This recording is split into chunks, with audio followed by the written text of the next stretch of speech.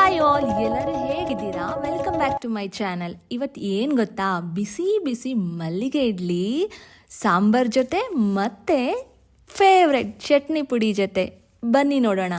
ಇಡ್ಲಿ ಎಷ್ಟು ಚೆನ್ನಾಗಿ ಬಂದಿತ್ತು ಅಂದರೆ ಸಾಂಬಾರಲ್ಲಿ ಟಿಪ್ ಮಾಡಿ ತಿಂತಾ ಇದ್ರೆ ಗಂಟ್ಲಲ್ಲಿ ಜಾರ್ಕೊಂಡು ಒಳಗೆ ಹೋಗ್ತಿತ್ತು.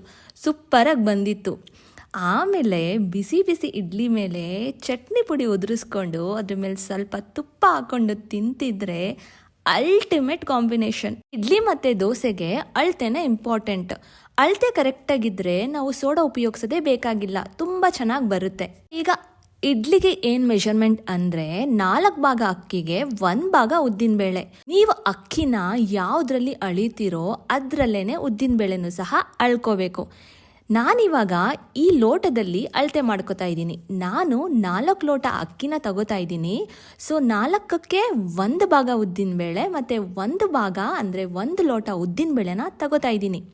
ಆಮೇಲೆ ಒಂದು ಸ್ವಲ್ಪ ದಪ್ಪ ಅವಲಕ್ಕಿ ಜಾಸ್ತಿ ಹಾಕೋಬಾರ್ದು, ಸ್ವಲ್ಪ ಮಾತ್ರ ತಗೋಬೇಕು. ಆಮೇಲೆ ಒಂದು ಸಣ್ಣ ಟೀ ಸ್ಪೂನ್ ಮೆಂತ್ಯ. ನಾನಿಲ್ಲಿ ಇವತ್ತು ಇಡ್ಲಿ ಅಕ್ಕಿನ ಯೂಸ್ ಮಾಡ್ತಾ ಇದ್ದೀನಿ. ಇಡ್ಲಿ ಅಕ್ಕಿ ಇಲ್ಲ ಅಂದರೆ ಮಾಮೂಲಿ ರೇಷನ್ ಅಕ್ಕಿನೂ ಸಹ ಯೂಸ್ ಮಾಡ್ಬೋದು, ತುಂಬಾ ಚೆನ್ನಾಗಿ ಬರುತ್ತೆ. ಇಡ್ಲಿ ಅಕ್ಕಿ ಏನಕ್ಕೆ ಯೂಸ್ ಮಾಡಬೇಕು ಅಂದರೆ ಕಲರ್ಗೋಸ್ಕರ. ಇಡ್ಲಿ ಅಕ್ಕಿ ಯೂಸ್ ಮಾಡಿದ್ರೆ ವೈಟ್ ಆ್ಯಂಡ್ ವೈಟ್ ಇಡ್ಲೀಸ್ ನಮಗೆ ಸಿಗುತ್ತೆ. ಸೊ ಈಗ ನೆಕ್ಸ್ಟ್ ಪ್ರೋಸೆಸ್ಸು, ಇದನ್ನು ಚೆನ್ನಾಗಿ ತೊಳ್ಕೋಬೇಕು. ನೀರು ಬಿಳಿಯಾಗಿ ಕಾಣಬೇಕು, ಆ ಥರ ಇದನ್ನು ಚೆನ್ನಾಗಿ ವಾಶ್ ಮಾಡ್ಕೋಬೇಕು. ನಾವು ಮೊದಲೇ ಚೆನ್ನಾಗಿ ವಾಶ್ ಮಾಡ್ಕೊಂಡ್ಬಿಟ್ರೆ ರುಬ್ಬೇಕಾದ್ರೆ ವಾಶ್ ಮಾಡೋ ಅವಶ್ಯಕತೆನೂ ಇರಲ್ಲ.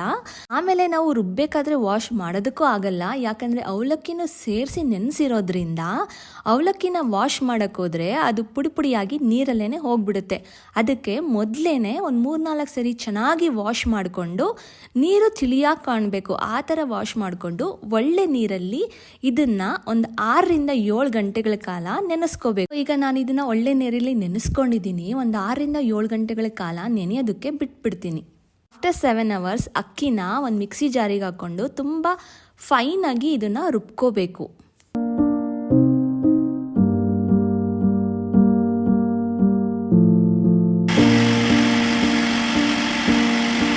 ಎಷ್ಟು ಚೆನ್ನಾಗಿ ಫೈನಾಗಿ ನುಣ್ಣಗಾಗಿದೆ ಇದು. ಆಮೇಲೆ ಇಡ್ಲಿ ಅಕ್ಕಿ ಉಪಯೋಗಿಸಿರೋದ್ರಿಂದ ಕಲರ್ ನೋಡಿ ಎಷ್ಟು ಬೆಳ್ಳಗೆ ಕಾಣಿಸ್ತಾ ಇದೆ.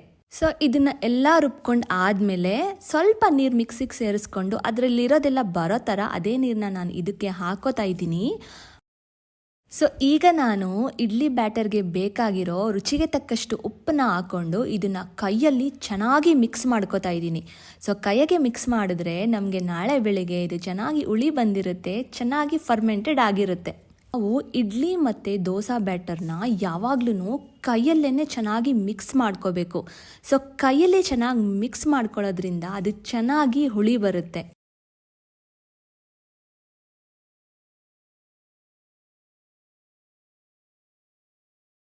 ಸೊ ಈಗ ಇಡ್ಲಿ ಬ್ಯಾಟರ್ ರೆಡಿಯಾಗಿದೆ.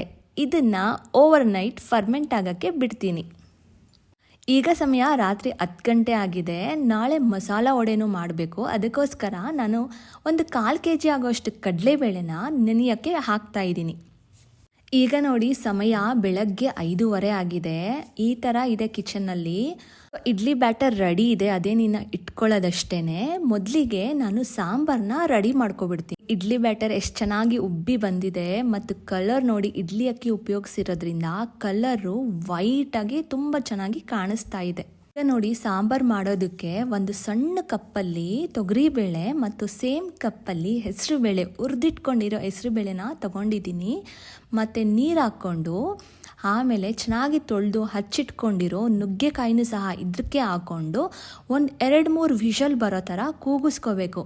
ನುಗ್ಗೆಕಾಯಿನ ಇದರಲ್ಲೇ ಹಾಕೊಂಡು ಕೂಗಿಸ್ಕೊಳ್ಳೋದ್ರಿಂದ ನುಗ್ಗೆಕಾಯಿ ರಸ ಎಲ್ಲ ಸಾಂಬಾರಲ್ಲಿ ಚೆನ್ನಾಗಿ ಬಿಟ್ಕೊಳ್ಳುತ್ತೆ.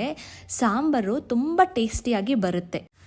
ನಮ್ಮ ಬೇಳೆ ಕೂಗೋ ಅಷ್ಟೊತ್ತಕ್ಕೆ ಪಕ್ಕದಲ್ಲಿ ಸಾಂಬಾರಿಗೆ ಒಂದು ಒಗ್ಗರಣೆನ ರೆಡಿ ಮಾಡ್ಕೋಬೇಕು. ಒಂದು ಪಾತ್ರೆ ತಗೊಂಡು ಅದಕ್ಕೊಂದು 2 ಸ್ಪೂನ್ ಎಣ್ಣೆ, ಸಾಸಿವೆ, ಒಣಮೆಣಸಿನಕಾಯಿ, ಕರಿಬೇವು ಮತ್ತು ಈರುಳ್ಳಿನ ಹಾಕ್ಕೊಂಡು ಚೆನ್ನಾಗಿ ಫ್ರೈ ಮಾಡ್ಕೋತಾ ಇದ್ದೀನಿ. ಈರುಳ್ಳಿ ನಾನಿಲ್ಲಿ ದಪ್ಪ ಈರುಳ್ಳಿನೇ ಯೂಸ್ ಮಾಡಿದ್ದೀನಿ. ಇದಕ್ಕೆ ನಿಮ್ಮನೇಲಿ ಏನಾದರೂ ಸಾಂಬಾರು ಈರುಳ್ಳಿ ಇದ್ದರೆ ನೀವು ಅದನ್ನೇ ಯೂಸ್ ಮಾಡಿ, ಟೇಸ್ಟು ತುಂಬ ಚೆನ್ನಾಗಿ ಬರುತ್ತೆ. ಸೊ ಈರುಳ್ಳಿ ಈ ಒಗ್ಗರಣೆಯಲ್ಲಿ ಸ್ವಲ್ಪ ಚೆನ್ನಾಗಿ ಫ್ರೈ ಆದಮೇಲೆ ನಾನಿಲ್ಲಿ ಒಂದು 4-5 ಟೊಮೆಟೊನ ಸಣ್ಣದಾಗಿ ಹಚ್ಚಿಟ್ಕೊಂಡಿದ್ದೀನಿ, ಅದನ್ನು ಇದೇ ಒಗ್ಗರಣೆಗೆ ಸೇರಿಕೊಂಡು ಟೊಮೆಟೊ ಸಾಫ್ಟ್ ಆಗೋ ತನಕ ಚೆನ್ನಾಗಿ ಫ್ರೈ ಮಾಡ್ಕೋಬೇಕು. ಸೊ ಟೊಮೆಟೊ ಸಾಫ್ಟ್ ಆಗೋ ಅಷ್ಟೊತ್ತಿಗೆ ಮಿಕ್ಸಿ ಜಾರಿಗೆ ಒಂದು ಸ್ವಲ್ಪ ಒಣ ಕೊಬ್ಬರಿನ ಹಾಕೋತಾ ಇದ್ದೀನಿ, ಮತ್ತು ಸಾಂಬಾರು ಪುಡಿನ ಹಾಕ್ಕೊಂಡು ಚೆನ್ನಾಗಿ ಫೈನ್ ಪೇಸ್ಟ್ ಮಾಡ್ಕೋತೀನಿ. ಒಣ ಕೊಬ್ಬರಿನ ಯೂಸ್ ಮಾಡಿದ್ರೆ ಸಾಂಬಾರು ಟೇಸ್ಟು ಅಲ್ಟಿಮೇಟಾಗಿ ಬರುತ್ತೆ. ಒಂದು ಸರಿ ನೀವು ಟ್ರೈ ಮಾಡಿ. ಸೊ ಈಗ ಮಿಕ್ಸಿ ಮಾಡ್ಕೊಂಡಿದ್ದು ಆಗಿದೆ. ಈ ಪೇಸ್ಟ್ನ ನಾನು ಒಗ್ಗರಣೆಗೆ ಹಾಕೋಬೇಕು. ಸೊ ಒಗ್ಗರಣೆಗೆ ಹಾಕೊಳ್ಳೋಕೆ ಮುಂಚೆಗೆ ಒಂದ್ಸರಿ ಚೆಕ್ ಮಾಡ್ಕೊಳ್ಳಿ ಟೊಮೆಟೊ ಚೆನ್ನಾಗಿ ಸಾಫ್ಟ್ ಆಗಿದೆಯಾ ಅಂತ. ಟೊಮೆಟೊ ಚೆನ್ನಾಗಿ ಸಾಫ್ಟ್ ಆದಮೇಲೆ ಈ ಖಾರನ ಒಗ್ಗರಣೆಗೆ ಹಾಕ್ಕೊಂಡು ಚೆನ್ನಾಗಿ ಮಿಕ್ಸ್ ಮಾಡ್ಕೋಬೇಕು. ಪಕ್ಕದಲ್ಲೇ ನಮ್ಮ ಬೇಳೆನೂ ಸಹ ಅದು ಪ್ರೆಷರ್ ಹೋಗಿದೆ, ಅದು ನೋಡಿ ಬೇಳೆನೂ ಸಹ ತುಂಬ ಚೆನ್ನಾಗಿ ಬೆಂದಿದೆ. ಸೊ ಈ ಥರ ನಿಮಗೆ ಕನ್ಸಿಸ್ಟೆನ್ಸಿಯಲ್ಲಿ ಬೇಳೆ ಬೆಂದಿಲ್ಲ ಅಂದರೆ ನೀವು ಅದನ್ನು ಸಹ ಒಂದು ಮಸ್ಯೋಕೊಲ್ಲಿ ಮಸ್ಕೊಳ್ಳಿ ಅಥವಾ ಒಂದು ಸರಿ ಮಿಕ್ಸಿಲೇ ಗ್ರೈಂಡ್ ಮಾಡ್ಕೊಳ್ಳಿ. ಸೊ ಬೇಳೆ ಚೆನ್ನಾಗಿ ನುಣ್ಣಗೆ ಬೆಂದಿರಬೇಕು, ಯಾಕಂದರೆ ಅದು ಸಾಂಬಾರು ಜೊತೆಲಿ ಚೆನ್ನಾಗಿ ಮಿಕ್ಸ್ ಆಗಬೇಕು. ಬೇಳೆ ಚೆನ್ನಾಗಿ ಬೆಂದಿಲ್ಲ ಅಂದರೆ ಸಾಂಬಾರು ಚೆನ್ನಾಗಿ ಬರೋದಿಲ್ಲ. ಸೊ ಈಗ ಕುಕ್ಕರಲ್ಲೇ ಬೇಳೆ ಚೆನ್ನಾಗಿ ಕುಕ್ ಆಗಿದೆ. ಸೊ ಈ ಬೇಳೆ ರಸನ ನಾನು ಈ ಒಗ್ಗರಣೆಗೆ ಸೇರಿಸ್ಕೊಂಡು ಒಂದು ಸರಿ ಕುದಿ ಬರೆಸ್ಕೊಂಡ್ರೆ ನಮ್ಮ ಸಾಂಬಾರು ರೆಡಿನೇ ಆಗಿಬಿಡುತ್ತೆ. ಸೊ ನೋಡಿ ಈಗ ಬೇಳೆ ಮತ್ತು ಒಗ್ಗರಣೆ ಚೆನ್ನಾಗಿ ಕುದಿ ಬರ್ತಾ ಇದೆ. ಈ ಹಂತದಲ್ಲಿ ನಾನು ಸ್ವಲ್ಪ ಮೇಲ್ಗಡೆ ಕೊತ್ತಂಬರಿ ಸೊಪ್ಪನ್ನ ಹಾಕೋತಾ ಇದ್ದೀನಿ. ನಿಮಗೆ ಟೊಮೆಟೊ ಹುಳಿ ಸಾಕಾಗಲ್ಲ ಅನ್ಸಿದ್ರೆ ನೀವು ಸ್ವಲ್ಪ ಇದಕ್ಕೆ ಹುಣಸೆಹಣ್ಣು ರಸನೂ ಹಾಕೋಬಹುದು. ಸೊ ಪಕ್ಕದಲ್ಲಿ ಸಾಂಬಾರು ರೆಡಿ ಆಗೋಯ್ತು. ಇವಾಗ ನಾನು ಒಡೆಗೆ ರೆಡಿ ಮಾಡ್ಕೊಳ್ತೀನಿ. ನಾನಿವತ್ತು ಉದ್ದಿನ ವಡೆ ಮಾಡ್ತಾ ಇಲ್ಲ, ಮಸಾಲ ವಡೆ ಮಾಡ್ತಾ ಇರೋದು. ಸೊ ಮಸಾಲ ವಡೆಗೆ ನಾನು ಕರಿಬೇವು, ಕೊತ್ತಂಬರಿ ಮತ್ತು ನುಗ್ಗೆ ಸೊಪ್ಪನ್ನ ಸೋಸ್ಕೊಂಡು ಚೆನ್ನಾಗಿ ತೊಳ್ಕೊಂಡು ಈ ಡ್ರೈನರಲ್ಲಿ ಹಾಕಿ ಇಟ್ಕೊಂಡಿದ್ದೀನಿ. ಸೊ ದಟ್ ಅದು ನೀರಿನ ಅಂಶನೆಲ್ಲ ಹೋಗಲಿ ಅಂತ. ಈಗ ಎಲ್ಲ ಸೊಪ್ಪನ್ನ ಸಣ್ಣದಾಗಿ ಹಚ್ಕೋತಾ ಇದ್ದೀನಿ. ಒಂದು 3 ಈರುಳ್ಳಿನ ಸಣ್ಣದಾಗಿ ಹಚ್ಕೋತಾ ಇದ್ದೀನಿ. ನುಗ್ಗೆ ಸೊಪ್ಪು ಆಪ್ಷನಲ್, ನೀವು ನುಗ್ಗೆ ಸೊಪ್ಪು ಇಲ್ಲ ಅಂದರೆ ಸಬ್ಸಿಗೆ ಸೊಪ್ಪನ್ನ ಸಹ ಬಳಸ್ಕೋಬೋದು, ತುಂಬ ಚೆನ್ನಾಗಿ ಬರುತ್ತೆ. ಸೊ ಒಡೆದು ಇನ್ನೊಂದು ಏನು ಟ್ರಿಕ್ಸ್ ಅಂದರೆ ಈರುಳ್ಳಿನ ನಾವು ಯಾವಾಗಲೂ ಲಾಸ್ಟಲ್ಲಿ ಹಚ್ಕೋಬೇಕು, ಇಲ್ಲ ಅಂದರೆ ಅದು ನೀರು ಬಿಡ್ಕೊಬಿಡುತ್ತೆ. ಈಗ ನಾನು ಇಮ್ಮಿಡಿಯೇಟಾಗಿ ಮಾಡೋದ್ರಿಂದ ಈರುಳ್ಳಿನ ಇವಾಗಲೇ ಹಚ್ಕೋತಾ ಇದ್ದೀನಿ. ಸೊ ಈಗ ನೋಡಿ ನಮ್ಮ ಸಾಂಬಾರು ರೆಡಿಯಾಗಿದೆ, ಒಡೆಗೆ ತರಕಾರಿ ಹಚ್ಚಿದೆಲ್ಲ ರೆಡಿಯಾಗಿದೆ. ಈಗ ಪಕ್ಕದಲ್ಲಿ ನಾನು ಇಡ್ಲಿಗೆ ಇಟ್ಬಿಟ್ಟು ಒಡೆಗೆ ನಾನು ರುಬ್ಕೋತೀನಿ. ನಾನು ಇವತ್ತು ತೆಟ್ಟೆ ಇಡ್ಲಿ ಮತ್ತು ಗುಂಡಿಡ್ಲಿ 2 ಮಾಡ್ತಾಯಿದ್ದೀನಿ. ಫಸ್ಟ್ ಬ್ಯಾಚಲ್ಲಿ ನಾನು ತೆಟ್ಟೆ ಇಡ್ಲಿನ ಇಟ್ಕೋತಾ ಇದ್ದೀನಿ. ಇಲ್ಲಿ ನಾನಿವತ್ತು ಯಾವುದೇ ಪ್ಲಾಸ್ಟಿಕ್ ಅಥವಾ ಬಟ್ಟೆನ ಯೂಸ್ ಮಾಡ್ತಾ ಇಲ್ಲ.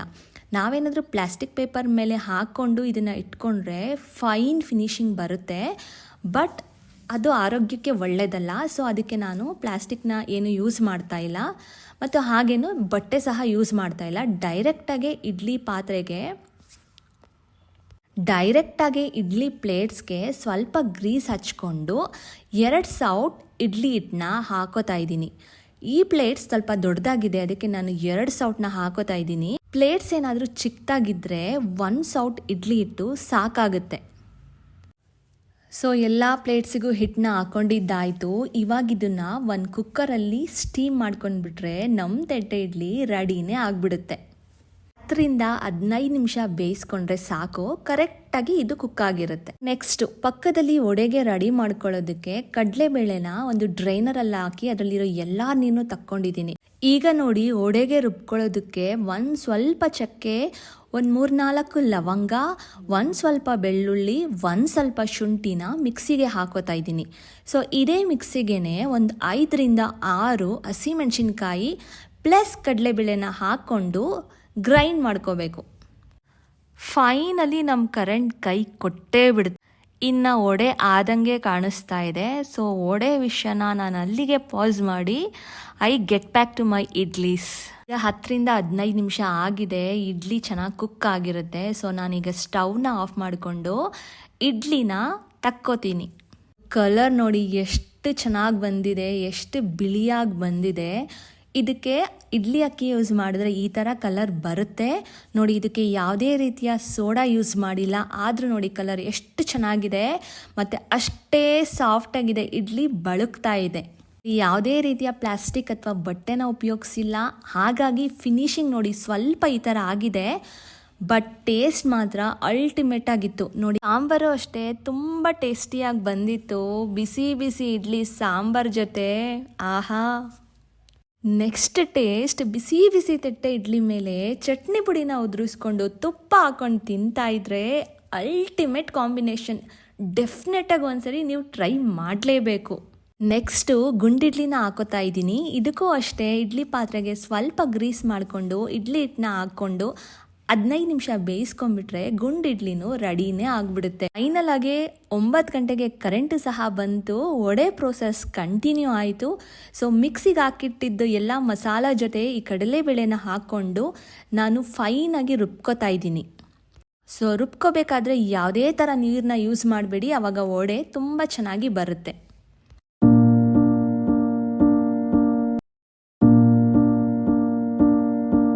ನೋಡಿ, ಇಷ್ಟು ಗಟ್ಟಿಯಾಗಿ ವಡೆ ಹಿಟ್ಟನ್ನ ರುಬ್ಕೋಬೇಕು. ಸೊ ಇದು ಆಮೇಲೆ 1 ಚಿಟಿಕೆ ಸೋಡಾ ಮತ್ತು ರುಚಿಗೆ ತಕ್ಕಷ್ಟು ಉಪ್ಪನ್ನ ಹಾಕ್ಕೊಂಡ್ಗೆ ಮೊದಲೇ ಹಚ್ಚಿಟ್ಟಿದ್ದ ಈರುಳ್ಳಿ ಮತ್ತು ಸೊಪ್ಪನ್ನ ಹಾಕೋತಾ ಇದ್ದೀನಿ. ಸೊ ಈರುಳ್ಳಿ ಯಾವಾಗಲೂ ನಾವು ಇನ್ನೇನು ವಡೆ ಜೊತೆಗೆ ಮಿಕ್ಸ್ ಮಾಡ್ತೀವಿ ಅನ್ಬೇಕಾದ್ರೆ ಹಚ್ಕೊಳ್ಳೋದು ಬೆಟರು, ಯಾಕಂದರೆ ನೀರು ಬಿಟ್ಕೊಳ್ಳಲ್ಲ. ಬಟ್ ಇವಾಗ ಅನ್ಫಾರ್ಚುನೇಟ್ಲಿ ನಾನು ಬೆಳಗ್ಗೆನೇ ಹಚ್ಚಿಟ್ಕೊಂಡ್ಬಿಟ್ಟಿದ್ದೆ. ಸೊ ನಾನು ಅದನ್ನೇ ಯೂಸ್ ಮಾಡ್ಕೋತಾ ಇದ್ದೀನಿ. ವಡೆ ಹಿಟ್ಟನ್ನ ಚೆನ್ನಾಗಿ ಮಿಕ್ಸ್ ಮಾಡಿಕೊಂಡ್ರೆ ವಡೆ ಹಿಟ್ಟನ್ನ ಹಾಕೋದಕ್ಕೆ ರೆಡಿನೇ ಆಗೋಯ್ತು. ನೋಡಿ, ವಡೆ ಹಿಟ್ಟು ತುಂಬ ಗಟ್ಟಿಯಾಗಿರೋದ್ರಿಂದ ಕೈಯಲ್ಲೇ ನಾವು ಇದನ್ನು ಎಷ್ಟು ಆರಾಮಾಗಿ ವಡೆ ಶೇಪಿಗೆ ತಗೊಂಬರ್ಬೋದು. ಈ ಥರ ಒಂದು ಪ್ಲೇಟ್ಸಲ್ಲಿ ಎಲ್ಲ ಮಾಡಿಟ್ಕೊಂಡ್ಬಿಟ್ರೆ ಎಣ್ಣೆಲಿ ಹಾಕೋದಕ್ಕೆ ಈಸಿ ಆಗುತ್ತೆ.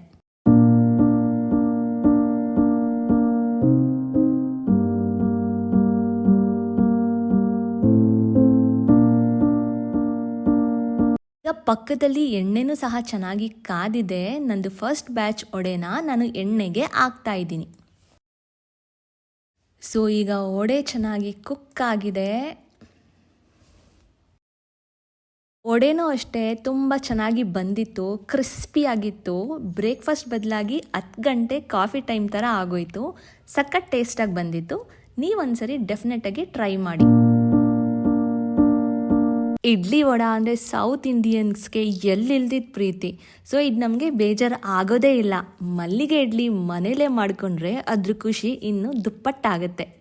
ವಿಡಿಯೋ ಇಷ್ಟ ಆದರೆ ದಯವಿಟ್ಟು ಲೈಕ್ ಮಾಡಿ ಮತ್ತು ಚಾನಲ್ಗೆ ಸಬ್ಸ್ಕ್ರೈಬ್ ಮಾಡ್ಕೊಂಡು ನೋಡಿ. Thank you for watching.